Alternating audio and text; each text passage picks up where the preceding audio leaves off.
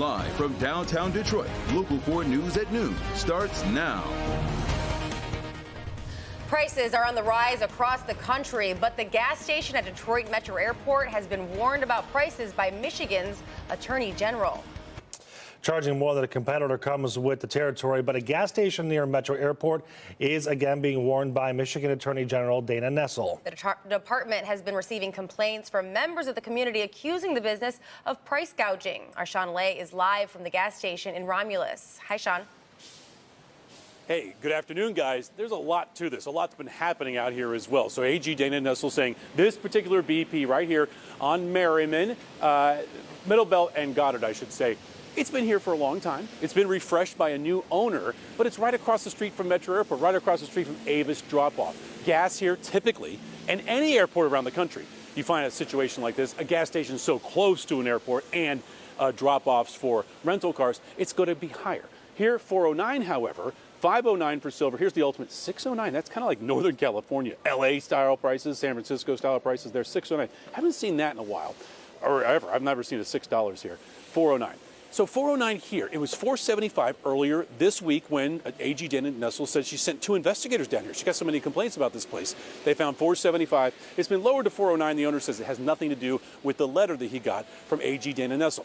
Now, the AG is not saying this is price gouging at all. That would be if there was a big storm, this is the only gas station available, and the prices went up. That would be gouging. Here, the owner very clearly says he's not gouging, and he is basically keeping up with demand. It's been a very busy gas station. Most of the people we talk to have no problem with the higher prices because they want to take their rental car back or they have a flight to make.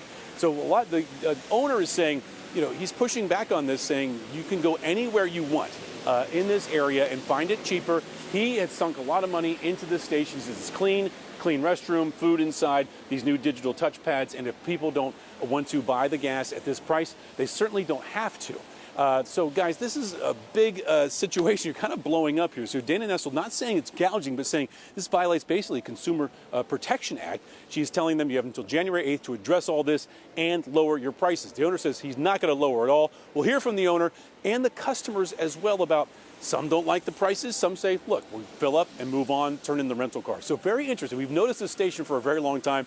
Now this is kind of exploding into a controversy. Back to you. Okay, Sean, thank you very much.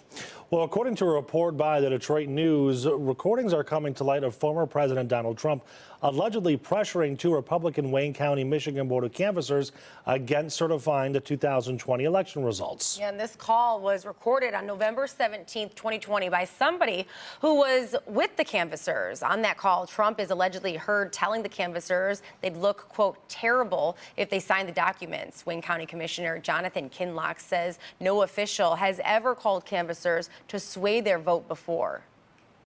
They knew they were going to be under a lot of pressure, but there's no way in the world would I, or did I, or anyone in that room know that the President of the United States will be calling into the parking lot to talk to 2 members of the Wayne County Board of Canvassers. Never would have imagined it. We cannot have a single individual try to turn election norms upside on its head to the point of driving people to believe that they hold these high offices and that they somehow can unilaterally stop the people's voices from being heard.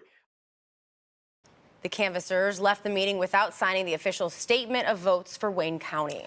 The Detroit News reports the next day they unsuccessfully attempted to rescind their votes in favor of certification, filing legal affidavits claiming they were pressured.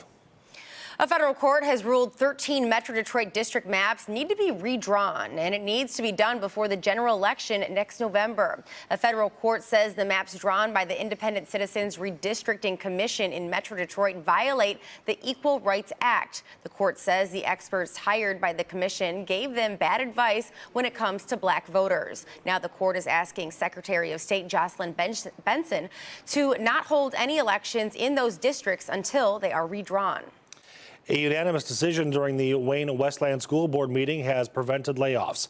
This comes as the district has had serious financial issues, including a nearly $20 million deficit. These layoffs would have cut a total of 20 jobs, including social workers and student monitors. While the jobs were spared, the issue of where the money will come from will carry over until the next school board can meet again next year. Detroit police need your help finding the man involved in an attempted carjacking in the New Center area. It happened around 7 on Tuesday night in the area of West Bethune and 2nd Avenue. Police say the suspect approached the victim's vehicle and demanded that they get out. Moments later, some type of struggle took place. Home security video shows the man crashing into a parked car before leaving the scene. You can see that crash right there. And then Crime Stoppers now offering a reward for any information that leads to an arrest. Paul Wieland, a Metro Detroit native who has been wrongfully detained in Russia for 5 years now, says he's worried about his safety after being assaulted by another inmate last month. He previously said he was attacked in a prison factory by a man with anti-American views. Wieland says that an official at the remote prison camp is now targeting him as payback because the official was reprimanded over the November 28th assaults. According to Wieland, the official transferred him to a much more dangerous part of the prison.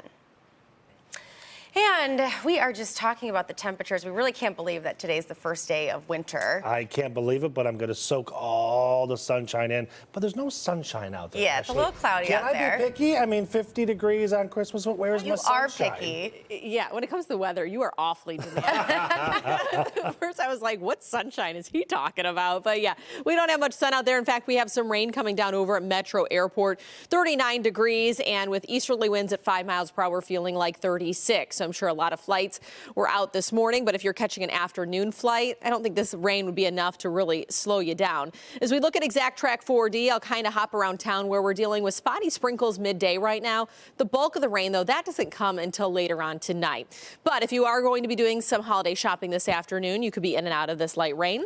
So as we look at Michigan Avenue in Canton, getting close to Romulus, this is where we have some light showers along I-94, getting closer to Metro Airport. We'll travel a little farther north, and we do have some rain being picked up closer to Grosse Pointe Woods, stretching through Fraser into Sterling Heights, even up towards Oxford.